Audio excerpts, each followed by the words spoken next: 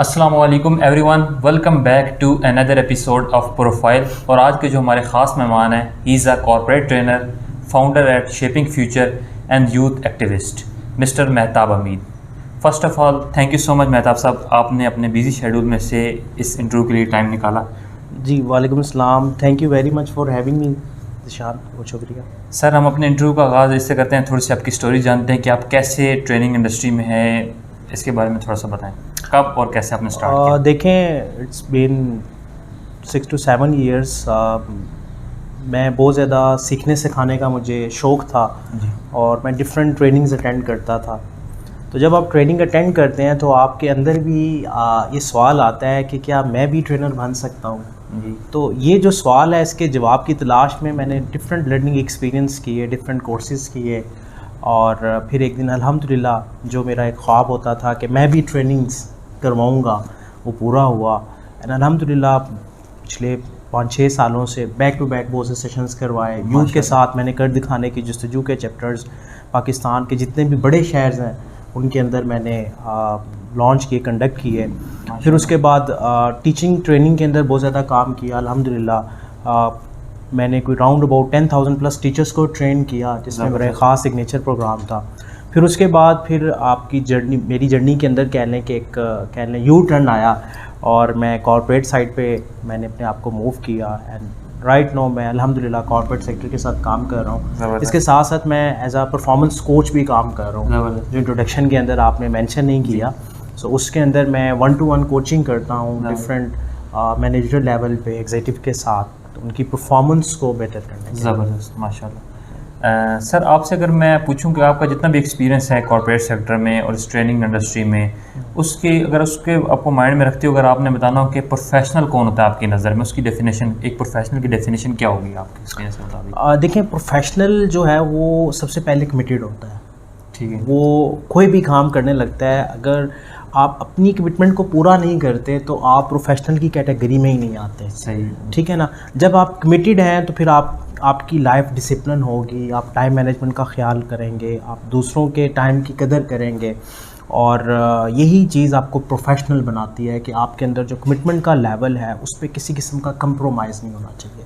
Second कि आपकी professional values define होनी चाहिए। आपकी नज़र में आपका जो भी प्रोफेशन, आप जिस भी प्रोफेशन के साथ मुंसलिक हैं, आपको क्लैरिटी होनी चाहिए कि आपकी वैल्यूज़ क्या हैं और उन्हीं वैल्यूज़ की बेस पे आप अपने प्रोफेशनल करियर को फिर आगे लेके जाते हैं और यही आपको ग्रोथ भी देती है चीज़। लेकिन अगर आपके अपने माइंड में क्लैरिटी नहीं है अपनी वैल्यूज़ के लिए, तो डेफिनेटली आप किसी टाइम स्लॉट में कुछ होंगे और किसी टाइम स्लॉट में कुछ होंगे, जिसकी वजह से आपका कमिटमेंट लेवल भी अफेक्ट होगा। सो प्रोफेशनलिज्म के लिए आई गेस कि आपकी वैल्यूज़ का कंफर्म होना और कमिटमेंट लेवल का हाई होना, ये की इंग्रेडिएंट्स हैं। एज अ कॉर्पोरेट ट्रेनर आपका सर जो एक डेली रूटीन क्या है, डे को आप किस तरह अपना स्केड्यूल करते हैं? अच्छा देखिए, उसमें अगर अपनी डेली रूटीन की बात करूं तो मेरे कुछ मॉर्निंग रिचुअल्स हैं जो मैंने लाजमी करने हैं। उसमें मेरी मेडिटेशन है, अल्हम्दुलिल्लाह पिछले 3 सालों से मैं रेगुलर मेडिटेशन कर रहा हूं। उसमें मैंने डिफरेंट कोर्सेज़ किए हैं बिकॉज़ मेरे लिए सबसे इम्पॉर्टेंट चीज़ पूरे दिन की जो है वो मेंटल फ्लो है, फ़्लो की स्टेट। मैंने आगे भी आपसे बात की जी। तो फ़्लो पे मैं कंप्रोमाइज़ नहीं करता। तो उस फ़्लो के लिए मॉर्निंग रिचुअल्स हैं।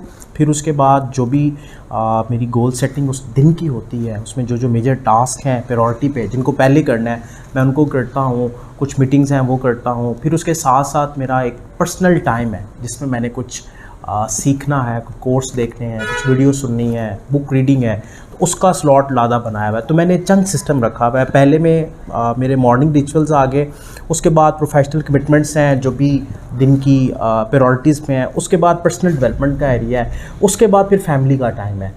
अच्छा, फैमिली के टाइम के बाद जो आखिरी स्लॉट है उसे मैं कहता हूँ रिफ्लेक्शन टाइम। वो मैं सोने से पहले कुछ चीज़ें रिफ्लेक्ट करता हूँ कि आज के पूरे दिन में मैंने क्या किया और उसमें लर्निंग क्या थी और कौन सी कमिटमेंट थी या कौन सा ऐसा गोल था जो मैंने लिखा हुआ था और मैंने कंप्लीट नहीं किया। टाइम लीकिंग एक्टिविटी आज के दिन में कौन सी थी, बिकॉज हम जिस एरा के अंदर रह रहे हैं मोबाइल फ़ोन की वजह से अमूमन हम लोग डिस्ट्रैक्ट होते हैं। बिल्कुल सर। तो उस डिस्ट्रैक्शन से बचने के लिए फिर मैं आगे के लिए स्ट्रैटेजीज बनाता हूँ कि नेक्स्ट टाइम अगर इस तरह की कोई मेंटल स्टेट आएगी जिसमें मैं डिस्ट्रैक्ट होगा तो मैंने क्या करना है। तो ये कह लें कि रूटीन है जिसको मैं अल्हम्दुलिल्लाह पिछले कई सालों से फॉलो कर रहा हूँ और इसी को कंटिन्यू करता हूँ।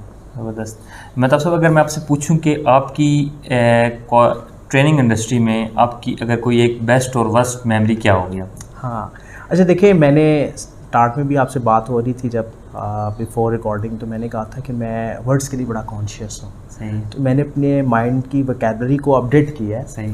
बिकॉज माइंड पे मैंने जब काम करना शुरू किया तो मुझे ये चीज़ रियलाइज़ हुई कि जो वर्ड्स हैं उनका हमारे माइंड सेट पे, हमारी सोचों पे, हमारी फिजियोलॉजी पे, हमारे एक्शंस पे बड़ा असर होता है। तो जब मुझे ये पता चला तो मैंने अपने माइंड से फेलियर का वर्ड सबसे पहले एलिमिनेट किया, मैंने अपने माइंड से प्रॉब्लम का वर्ड एलिमिनेट किया। इसी तरह अगर मैं अपनी ट्रेनिंग जर्नी को देखूं तो मेरे लिए हर दिन एक नया चैलेंज होता है और हर दिन मेरी कोशिश होती है कि मैं अपना दी बेस्ट दूँ, क्योंकि मैंने जितने भी अपने उस्तादों से सीखा है उन्होंने एक ही चीज़ सिखाई है कि आपने हर दिन हर ट्रेनिंग को 100% देना है। जो कुछ आपके पास है आपने वो डिलीवर करना है, उसमें आपने किसी किस्म की बचत नहीं करनी कि बाकी छोड़ देंगे या कुछ करेंगे। तो मेरी कोशिश यही रही है हर ट्रेनिंग में कि वो बेस्ट हो। अल्हम्दुलिल्लाह जितनी भी ट्रेनिंग्स अभी तक की, अगर मैं बैक में जाके देखता हूँ तो क्योंकि टाइम के साथ साथ आपका मेंटल कैनवस बढ़ रहा होता है। डेफिनेटली स्टार्ट की ट्रेनिंग्स में कुछ चीज़ें, कुछ टूल्स नहीं थे जो आने वाले दिनों में बेहतर होते हैं और आपको अपनी ट्रेनिंग के अंदर बेहतरी नज़र आना शुरू होती है। तो वर्स्ट नहीं कह सकते, मैं ये कह सकता हूँ कि जो पिछली ट्रेनिंग्स थी वो एक फीडबैक देती हैं कि आपने अपने आने वाली ट्रेनिंग को बेहतर कैसे बनाना है। And what is the down side of being a corporate trainer? Down side तो नहीं कह सकते हम ये कह सकते हैं कि आपकी जो पोजीशनिंग है जी, वो आपको कुछ जगहों पे इफ़ेक्ट करती है और आपको कुछ जगहों पे सोशल नहीं होना होता। वो देखना पड़ता है कि आपकी पोजीशनिंग क्या है। जैसे हम बात कर रहे थे कि कोविड में मैंने ऑनलाइन बहुत ज़्यादा काम किया, आपको आइडिया है। अब मैं नहीं कर रहा। So according to your position आपको अपनी पोजीशन के अकॉर्डिंगली चलना होता है और आपने चीज़ों को अलाइन करना होता है। तो डाउन साइड नहीं कह सकते, ये कह सकते हैं कि आपने अपने प्रोफेशन, अपनी पोजीशन को अपनी डेली रूटीन, अपने एक्शंस के साथ अलाइन करना। और जब वो चीज़ें अलाइन हो जाती हैं तो फिर उस जर्नी का आपको मज़ा आता है, फिर उसमें आपको उकताहट नहीं होती, फिर आप उसमें फ्रस्ट्रेटेड नहीं होते। और अगर ऐसे सिंबल्स हैं, इट मीन के आपका प्रोफेशन, आपके एक्शन और आपका पोटेंशियल अलाइन नहीं है, तो आपको अलाइनमेंट की ज़रूरत है। और अगर कोई ट्रेनिंग इंडस्ट्री में आना चाहता है तो वो कौन से स्टेप हैं आप बताएंगे अपने एक्सपीरियंस के पॉइंट ऑफ व्यू से कि ये वो स्टेप हैं एक ट्रेनिंग इंडस्ट्री में आने के लिए? देखें, ट्रेनिंग इंडस्ट्री में आने के लिए जैसे हम जब डॉक्टर बनना चाहते हैं तो हम क्या करते हैं, मेरा आपसे क्वेश्चन है, अगर हमने डॉक्टर बनना है तो हमें क्या चाहिए? उसकी क्वालिफिकेशन, स्टडी और ट्रेनिंग सर्टिफिकेट्स। अब यही क्वेश्चन है कि ट्रेनिंग इंडस्ट्री में आप आना चाहते हैं तो इसकी क्वालिफिकेशन क्या होनी चाहिए? ठीक है, तो पहला क्वेश्चन ये है कि आपने पूछना है कि इसकी क्वालिफिकेशन क्या होनी चाहिए। फिर आपने देखना है कि इस फील्ड से रिलेटेड कहीं पे भी कोई सर्टिफिकेशन हो रही है तो वो कितनी ऑथेंटिक है, सही, करवाने वाले का वेट कितना है। एक ऐसा पर्सन जो ट्रेनिंग के ऊपर सर्टिफिकेशन करवा रहा है लेकिन वो खुद ट्रेनिंग्स नहीं देता कॉर्पोरेट सेक्टर में, ठीक है, तो वो ऑथेंटिक है या नहीं। ये सारी चीज़ें एनालाइज करने के बाद आपने ट्रेनिंग के काम को सीखने के लिए कुछ सर्टिफिकेशंस करनी है और उसके साथ साथ जो मोस्ट इम्पोर्टेंट चीज़ है वो आपकी पर्सनल डेवलपमेंट है। आप अपने ऊपर कितना काम कर रहे हैं, आप कौन से नए टूल सीख रहे हैं। बिकॉज मुझे याद है कि मैं जब ट्रेनिंग इंडस्ट्री में आया तो मुझे एक चीज़ बड़ी जल्दी अल्हम्दुलिल्लाह रियलाइज़ हो गई थी कि आपने कोर्सेज के साथ साथ कुछ टूल्स भी सीखने हैं जो ट्रेनिंग डिलीवर के टाइम आपको स्किल सेट जो काम देती है। सो आपने स्किल सेट अपने टूल्स पे काम करना है, कोर्सेज करने हैं और फिर उसके बाद एक्सपीरियंस स्टार्ट करते हैं। हर एक्सपीरियंस आपको कुछ ना कुछ फीडबैक देगा, उस फीडबैक की बेस पे आपने अपने नेक्स्ट डे को बेहतर करना है। बिल्कुल। तो ये कंटिन्यूअस नेवर एंडिंग जर्नी है जो इम्प्रूवमेंट की है। हर दिन आपकी पर्सनैलिटी के अंदर, आपके मेंटल मैप के अंदर चेंजिंग्स होती हैं और आप अपने प्रीवियस पास्ट एक्सपीरियंसेस से चीज़ों को लर्न करते हैं और लर्निंग के बाद अपनी पर्सनैलिटी का पार्ट बनाते हैं। सो ट्रेनर शुड बी लाइक उसके कॉल और फेल में तजाद नहीं होना चाहिए और जो वो सीखे वो इम्प्लीमेंट करे, वो उसकी पर्सनैलिटी में रिफ्लेक्ट अगर हो रहा है तो डेफिनेटली चीज़ें। ज़बरदस्त। आपका जितना भी एक्सपीरियंस है उसके मुताबिक अगर आपने एक करियर एडवाइस देनी हो यूथ को, स्टूडेंट्स को, तो वो क्या होगी बिगेस्ट एडवाइस? देखें, स्टूडेंट्स के लिए सबसे अहम एडवाइस मैं यही करता हूँ कि आप अपनी लाइफ के अंदर क्लैरिटी लेके आए।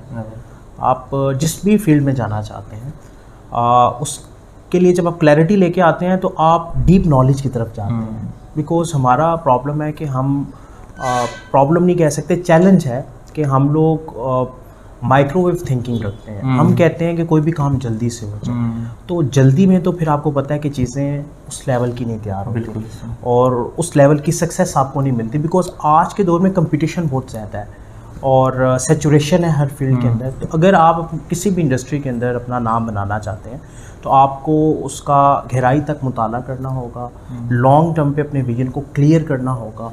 क्लैरिटी अगर आपके पास है और आप अपने गोल सेट करते हैं तो definitely you can achieve. Thank you so much Mehtab साहब, आपने टाइम निकाला इस इंटरव्यू के लिए। बहुत कुछ सीखने को मिला और उम्मीद करता हूँ हमारे व्यूअर्स भी बहुत कुछ इससे सीखेंगे। तो मिलते हैं इंशाल्लाह नेक्स्ट एपिसोड में, तब तक के लिए अल्लाह हाफिज़।